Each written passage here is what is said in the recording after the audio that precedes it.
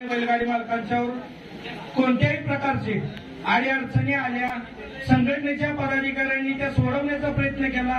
जिथं कुठं संघटनेचे पदाधिकारी कमी पडले असतील तर संघटनेचा एक सदस्य, संघटनेचा एक पदाधिकारी म्हणून मी दिलगिरी व्यक्त करतो की तुमच्या कुठं अन्यायाला कुठंतरी वाचा फोडण्यासाठी कुठंतरी माझा सहकारी कमी पडला.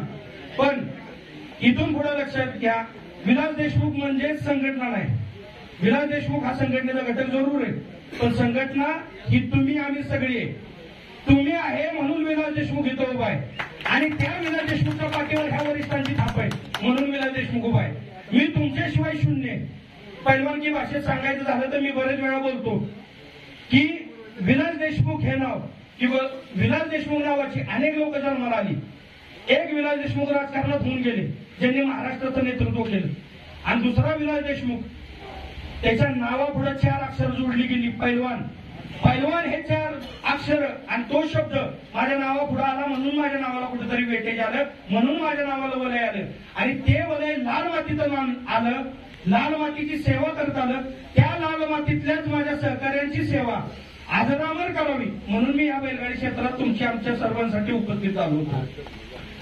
विशेषतः काल परवाचा घडलेला प्रसंग मी मगाशी सगळ्यांना सांगितला. काय झालं काय नाही त्याच्यावर अर्धवट भाषेत समालोचक बोलले, काही जणांनी स्पष्टीकरण दिली. माझा मुद्दा हा त्या व्यक्तीशी नाहीच आहे.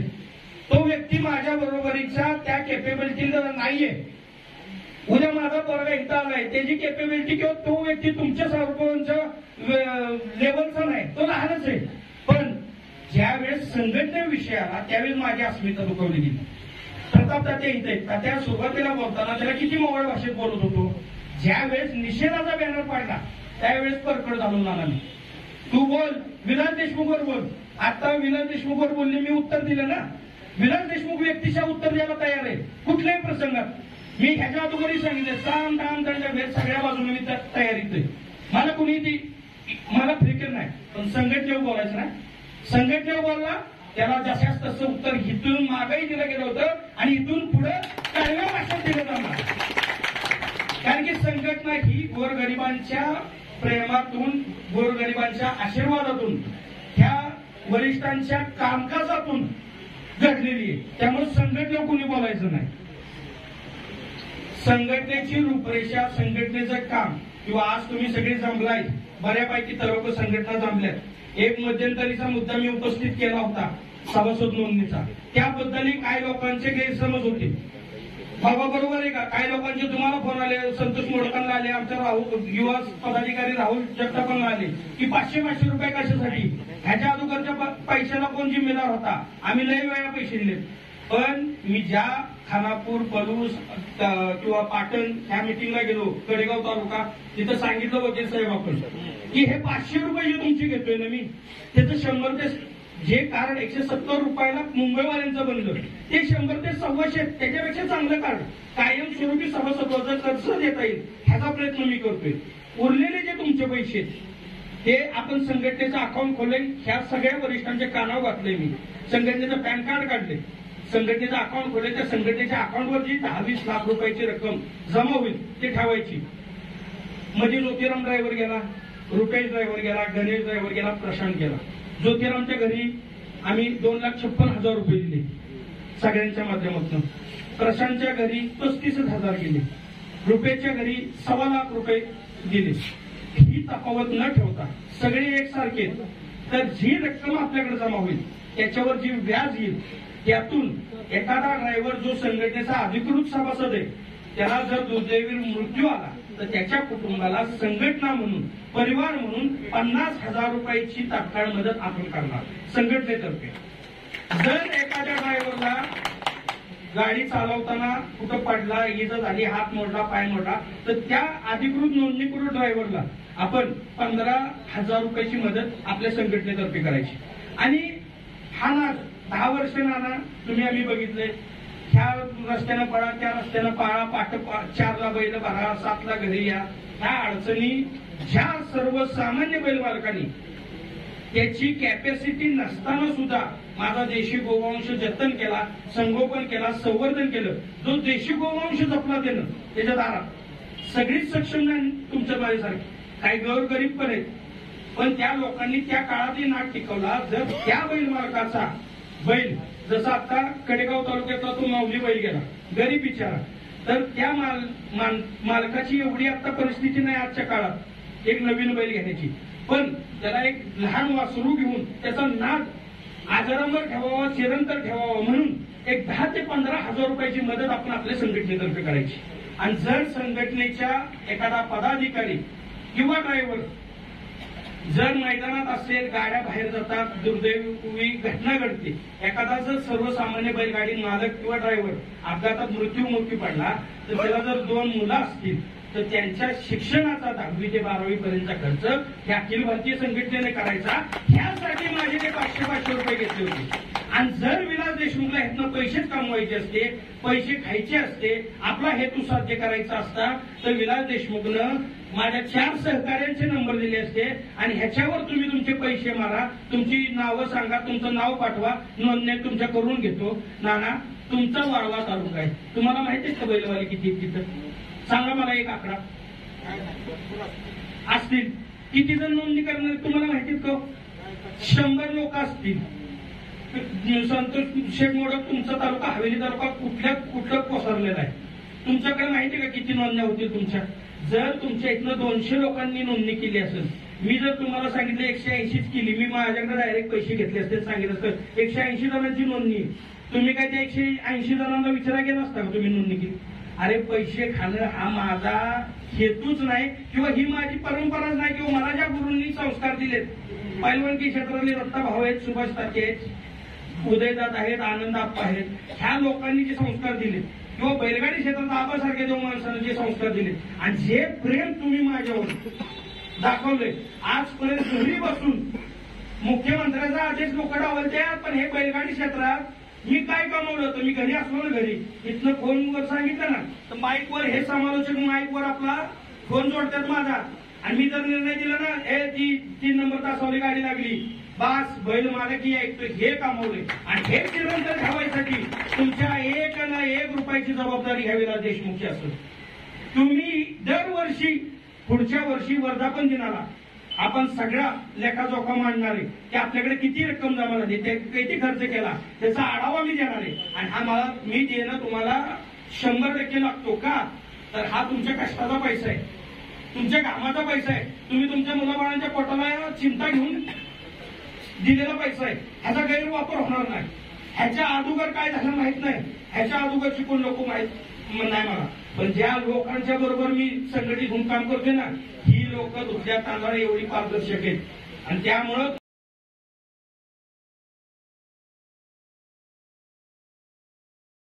तुमच्या सगळ्या गोष्टींचं 100% खात्रीशीर निवारण होणार का? तर होणार. राहिला मुद्दा काल परवाचा, नानांनी आता सांगितले, एक तर तुम्ही गेले 15 दिवस अनेक बैल मालक बिचारी रडले, नाना रेकॉर्डिंग आहे माझ्या फोनवर. ही व्यक्ती अमरावतीवरून आली, कुठं योगेश शेठला तुमची ओळख द्या, अमरावतीवरून एसटीनं आल्यात, हे योगेश शेठ असोले कशासाठी? आजच्या मीटिंगसाठी आलेत फक्त, अमरावतीचे बैलगाडी मालक आहेत. ही व्यक्ती रडली, अशा अनेक लोक रडली. पहिलं आम्ही नाद बंद करतो. अरे माझा हेतू तुमचा नाद बंद करायचा नाही, मी कशासाठी थांबलो होतो की अनावधानानं, शेवट मी माणूस आहे, मी एक तर फौजी, दुसरं पैलवान आहे, मी तर डबल हायपर होतो. मग एखाद्या दिवशी अनावधानानं माझ्याकडून काहीतरी चुकीचं घडून आहे म्हणून मी थांबलो होतो. मी पटपुटा नाही, मी पळणार नाही. काही लोकांना वाटत होतं ना, आगे याला का खरंच गेला, मी मैदान सोडून नाही पळालो, मी माझी बैल नाही इकली, मी सांगितलं होतं मी मैदानात राहणार, मी ह्या अखिल भारतीय बैलगाडी संघटनेचा सदस्य म्हणून राहणार, मी मागे सरणार नाही, किंवा मला कुणासारखी नौटंकी करायची सवय नाही, मी नौटंकीतला माणूस नाही. परवाचा आजपर्यंत ज्या लोकांनी मला बोलवलं, मी सर्वसामान्य कुटुंबातला आहे, त्या लोकांच्या मैदानाला दत्ताभाऊ 100% पोहोचण्याचा प्रयत्न केला. 22% कुणाच्या पोचलो नसेल, 5:06 उठून पोहोचण्याचा प्रयत्न केला. परवा दिवशी आता मला चिरंजीव तिथे कडेगाव तालुक्याला कुस्त्या होत्या त्याच्या ग्रिकोच्या, तो कोल्हापूरला तालुक्यात ते कॉस्ट्युम राहिले कोल्हापुरात. आता म्हणजे कॉस्ट्युम काय करायचं, म्हणजे कोणाच तरी घेऊ, आमच्या मोठ्या मेहण्याची कन्या खेळती, चांगली गोष्टी करती नंदी, तर म्हणजे तिचे कॉस्ट्युम मागू. तो त्याला पहिल्यापासून सवय की आपल्या वस्तू आपल्यापाशी पाहिजेत कुस्तीला जाताना. आमच्या शिवानं सांगितलं 2 मिनिटात दुनियासाठी आपण 150 किलोमीटर लांब जातो ना, तिथलं गाडी काढा सातारला जाऊ आणि 1000 रुपये पोरासाठी घालवाय तुम्हाला दुखतंय का? त्याला कॉस्ट्युम नवीन आणलं, आम्ही नवीन कॉस्ट्युम आणल्या. म्हणजे मी माझ्या पोरा बाळांपेक्षा ह्याच्यापेक्षा माझ्या कुटुंबापेक्षा तुम्हाला जास्त वेळ देतोय. माझं एकच हेतू, माझ्या गोरगरीब गाडी मालकावर अन्याय कुठं नाही झाला पाहिजे. माझी आणि आप्पांची वादावाद झाली, माझी आणि जीवन कुठे, जीवनची 2-3 वेळा वादावाद झाली. जीवनचा मनात संभ्रम निर्माण झाला सोनेरा केसरीच्या मैदानात. 3 दिवसांना व्हिडिओ आले, तुम्हाला सगळ्यांना टाकली ना मी. अरे मी ज्या वेळेस तो निकाल थांबवला होता माहिती का, पहिलेच येत होती, मला पलीकडून अर्जुनचा पाय दिसत होता म्हणून मी निकाल थांबवायला लावला.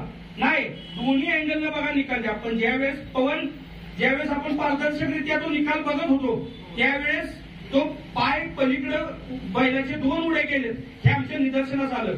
राहुल दादा नाहीत, आज राहुल दादा आणि त्यांच्या बंधूंनी बघितलं. जीवन नाही वाटत होतं की ते स्पष्ट होत नव्हतं. आता जसं आबांनी सांगितलं की क्लिअरिटी पाहिजे, त्याचं कारण हे की ते स्पष्ट होत नव्हतं. जीवनला वाटलं माझ्यावर अन्याय होतोय. जीवन त्या दिवशी रागावला, इतका रागावला की पैलवान माझ्यावर अन्याय करतात. पण 2 दिवसांना व्हिडिओ ज्यावेळी ड्रोनची आली तेव्हा त्याला ती मान्य झालं. माझा हेतू कुणावर अन्याय करण्याचा नाही. मी माझी स्वतःची गाडी असली तरी तेच आणि इतरांची असली तरी तेच, जे खरं आहे ते खरं. फक्त आता तुम्ही सगळेजण माझ्या आतोनातपर्यंत करून इथपर्यंत आला. या वरिष्ठांनी गेल्या 10-15 दिवसात असा एकही दिवस नाही की 1-2 मला फोन नाही किंवा ज्या तालुका कमिट्या आमच्या रोहित यादव सर, आबा मधले आणि आदित्य, प्रवीण सोडकर, संतोष मोडक ह्या किंवा पाटणवाले आलेत, आमचे पलूसवाले आले, ह्यांनी लीड घेतलं की आम्ही राजीनामा देतो. हे मला त्या दिवशीच सांगत होते, अरे राजीनामा देऊ नका. लोकांना हेच पाहिजे की ही संघटना थांबायला पाहिजे. आणि तुम्ही जर एवढ्या हलक्या काळजाचं झालं तर त्यांचा हेतू साध्य होईल. अनेकांची स्टेटस बघा, अनेकांचे स्टेटस बघा. उदाहरणार्थ सांगतो तुम्हाला, जी रोज स्टेटस टाकते तुम्हाला माहितीये, अरे आम्ही स्टेटसवाली माणसं नाही, आम्ही स्टेटस ठेवत नाही, आम्ही डायलॉग टाकत नाही, आम्ही जनतेत उभं राहून माईक घेऊन बोलतो. आम्ही ही अखिल भारतीय बैलगाडी संघटना म्हणजे स्टेटस आहे. तुमचं जी काही स्टेटस होतं गेली 20 वर्ष तुम्ही करताय, तुम्ही काय साध्य केलं, काय कमावलं, काय गमावलं ह्याचं आत्मचिंतन करा. आणि तुम्ही ज्या बिनबुड्याची संघटना किंवा स्वयंघोषित संघटना म्हणत होता, अरे ती रजिस्टर करून आज ह्या बैल मालकासाठी उभी आहे का? मग तुमच्या मागं कोण येत नाही. आणि ज्या वेळेस त्यांच्या मागं कोण जाईना, त्यांची पोटाची खळगी भरणार, त्यावेळेस अशा कुरघोडी करायच्या. पण आबा, ज्यावेळेस अशा कुरघोड्या व्हायला लागतात आणि ज्यावेळेस एखादा माणूस म्हणतो, भले तो तुमच्या तालुक्यातला असू द्या अण्णा आणि आप्पा, तुम्हाला ही परकड भूमिका घ्यावी लागतील आणि तुम्ही हे म्हणू नका मी कुठल्या पदावर नाही. जसं अजून आपल्याला मोठी मिटिंग घेऊन, महाराष्ट्राची मिटिंग घेऊन जिल्ह्याच्या बॉड्या घोषित करायच्या. आज जिल्हाध्यक्ष आपले तात्याबी आहेत, तुम्ही जिल्ह्याच्या बॉडीवर आहे, तुम्ही राज्याच्या बॉडीवर आहे, हे सगळं झालंय. पण आम्हाला माहितीये की वेळ मिळत नव्हता आपली फायनल मिटिंग घ्यायला एक महाराष्ट्राची. तर सगळ्यांच्याकडे जबाबदारी आहे आणि त्या जबाबदाऱ्या पार पडत असताना जर असा एखादा कोण म्हणत असेल तर माझी एक विनंती आहे संघटनेच्या वरिष्ठांना, त्याला कमिटीत आपल्या घेऊ नका. ज्याला संघटनेचे मान्य नसेल ना, तो असाही नास काय तसाही नास काय, त्यानं हिथं राहून 4 अजून कांदे नासकी करण्यापेक्षा, 4 लोक फोडण्यापेक्षा त्याला बाजूला करून टाका. त्याला खड्यासारखा उचलून बाहेर करा. असा बी तो आपला विरोधक आणि तसा विरोधक. मग काय आपल्याला त्याला हिथं ठेवून फितूर होण्यापेक्षा त्याला बाहेरच काढून टाकू ना, नको ते आपल्या. आणि तसल्या लोकांचं रजिस्ट्रेशनही मी करणार नाही. पण ज्या तळमळीनं तुम्ही माझ्यासारखे सामान्य कार्यकर्त्यासाठी इथं आला त्याबद्दल प्रथमतः तुम्हाला सर्वांना दंडवत घालतो, तुमच्या समोर नतमस्तक होतो. मी एवढा मोठा नाही की तुम्ही माझ्यापाशी विनंती कराव्यात आणि मी त्या गोष्टीला कुठे दुजोरा द्यावा. जशा पद्धतीने आता नानांनी सांगितलं की संबंधित व्यक्ती त्याची बाईट किंवा त्याचं म्हणणं ग्रुपवर मांडतोय, त्याची बाईट तो त्याच्या ह्याच्यानं मांडल. मी माझी एक बाईट देऊन त्यानंतर आपलं आजपासून जसं आज तुम्ही आलाय तालुका संघटना आल्या सर्वसामान्य बैलगाडी मालकापर्यंत पोहोचावं म्हणून त्याची बाईट पडली की माझी बाईट मी दत्ता भाऊ त्या पद्धतीनं देतो. आणि मी तुमच्या सर्वांच्या बरोबर या संघटनेत एकरूप होतो. आणि आपण तालुका कमिटीचे पैसे काढले होते की सभासद नोंदणीचे, 3-4 तालुक्यांनी मी बरकड जरी बोललो असेल तर वेळ प्रसंगी ज्यावेळेस तुम्हाला मदत तुम्ही माझ्याकडे मागितली त्यावेळेस तुमच्यासाठी खंबीरपणे उभा राहिलो मी. माझं बरकड म्हणजे वक्तृत्व असलं तरी तितकंही प्रेम मी लोकांच्यावर करतो. त्यामुळं इथून पुढे युट्यूब संघटना असेल, झेंडा संघटना असेल, समालोचक संघटना असेल, ड्रायव्हर संघटना असेल, या सगळ्या ह्या अखिल भारतीय संघटनेच्या आधिपत्याखालीच राहतील आणि इथून पुढे त्यांना सगळे नियम, सगळ्या अटी या अखिल भारतीय बैलगाडी संघटनेच्या मान्य करावे लागतील. आणि जे पदाधिकारी तात्या त्या दिवशी होते, तुम्हाला जर एखाद्या संघटनेच्या एखाद्या विचारधारेच्या लोकांच्या बरोबर काम करायचं असेल तर तुम्हाला आम्ही अडवणार नाही. पण जर तुम्हाला ह्या संघटनेत राहायचं असेल तर तुम्हाला कायमस्वरूपी सदस्यत्व ह्याच संघटनेचं स्वीकारावं लागेल. मग तुम्ही म्हणाल आज दत्ता भाऊंच्या बरोबर जातो, मग उद्या MM नानांनी तिथं गट तो फायनल घेतला असू दे की जातो कराय, तसलं चालणार नाही. तुम्हाला जर पटत असलं तर आमच्या बरोबर राहा. 500 नाही, 50 नाही, 5 असू द्या, त्या 5 साठी लढत राहू. पण ती 5 कट्टर पाहिजेत. नाहीतर उगाच 500 बरोबर आहेत आणि 250 आज इकडं उद्या तिकडं, त्यातली काय आम्हाला नकोय. कारण की त्याचा नाहक त्रास आम्हाला होतोय आणि तो त्रास म्हणून आजपासून तुम्हाला जर अखिल भारतीय बैलगाडी संघटनेची रूपरेषा, तिचं कामकाज, तिची नियमावली पटत असेल तर अखिल भारतीय बैलगाडी संघटनेच्या लोकांनी इतर कोणत्याही संघटनेबरोबर राहायचं नाही. हे माझं स्पष्ट या सर्वांच्या वरिष्ठांसमोर स्पष्ट मत आहे. आणि जे काय नियम अटी आहेत तिथून पुढे ज्या कुठे तालुक्यात काय अडचणी येतील, आम्ही युवा पदाधिकारी एक तांत्रिक कमिटी आहे आमची, त्याची घोषणा करायची. नंतर राहुल पैलवान इथे आम्ही एक युवा पदाधिकाऱ्यांची कमिटी आम्ही केलेली आहे. का तर ज्या ठिकाणी तालुका कमिटीचे काही 4-2 लोक असतात, समजा एखाद्या तालुक्यात आता संतोष शिवतारेंसारखे आमचे पदाधिकारी थोडे सॉफ्ट भूमिकेत आहेत विकासरांनी की थर्ड अंपायरला आम्हाला घ्यायचं नाही. तुमचे सारखे लागे बंद प्रत्येक बैल मालकाशी कुणाचीच नाही. मग तुमची जबाबदारी, थोड्याशा जबाबदारी तुम्हाला घ्यावी लागणार आहे. थर्ड अंपायरचा निर्णय हा अखिल भारतीय बैलगाडी तालुका संघटना, आयोजक कमिटी, युवा पदाधिकारी असलेलं ते आणि तुम्ही सगळ्यांनी मिळून घ्यायचे. भले अर्धा तास जाऊ द्या, दोन्ही अँगल चेक करा, पण तो योग्यच निर्णय द्या. ज्या त्या ठिकाणी आबांची गाडी म्हणून त्यांना सॉफ्ट करणं, तात्यांची गाडी म्हणून त्यांना सॉफ्ट करणं, मांगडे तात्यांच्या कशी येतात घाटात जेवायचे म्हणून त्यांना सॉफ्ट करणं, असलं काय करू नका. भले एखाद्या गरीबानं तुम्हाला चहा पाजलेला असेल, पण बारीक मोठा हा भेदभाव बंद करा या क्षेत्रात, तर हे क्षेत्र टिकन. हे क्षेत्र टिकवण्याची जबाबदारी या संघटनेबरोबर तुम्हाला सगळ्यांची आहे. मी तुमची आता नाना तुम्ही म्हणलं तसं बाईट झाल्यानंतर माझी बाईट देतो. तुम्ही सगळेजण इथं आलात त्याबद्दल मी माझ्या वाई तालुक्यातील तमाम बैलगाडी मालक चालक यांच्या वतीनं आपल्या सगळ्यांचा आभार मानतो. आणि मी आमचे वरिष्ठ बैलगाडी मालक आभार वगैरे आणि आमचा बंधू पप्पू जायकवाडी यांना विनंती करतो की अखिल भारतीय बैलगाडी